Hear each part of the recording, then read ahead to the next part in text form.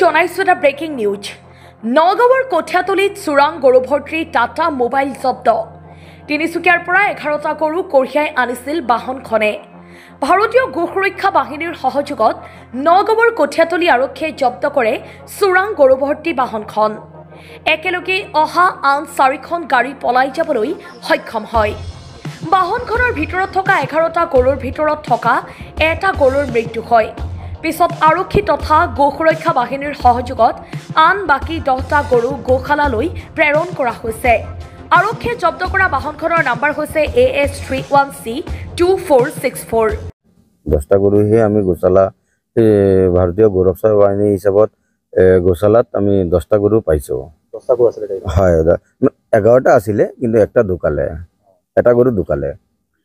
কোনে ধৰিছিল গৰু? এটো আমাৰ কঠীয়াতলী আৰক্ষীয়ে ধৰিছিল। আৰক্ষী চকী আজি কিমান ধৰিছিল? আজি অনুমানিক মই কৈ আছো প্ৰায় ধৰক 11:30 12টা বজাত। গৰুকেইটা ক'ত আছে বুলি ক'লে?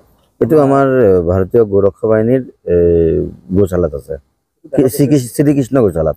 টিকেট আৰম্ভ হৈছে, আমিও দেখা পাই আছো, শুনা পাই আছো। এতিয়া আমি আমাৰ CM ছাৰকো আমি আবেদন কৰিম আৰু আমাৰ অতুল বৰা ডাঙৰীয়াকো আমি আবেদন কৰিম। আমি আগন্তত আমি অতুল বৰা ডাঙৰীয়াৰ লগতো আমি বহি পেলাই এইখিনি বস্তু লৈ অলপ আলোচনা কৰিম। আমি ভিডিঅ' জাৰ্নেলিষ্ট মৃণালৰ সহযোগত নগাঁৱৰ পৰা বিভূতি বৰাৰ ৰিপৰ্ট, সোহানা লাইভ।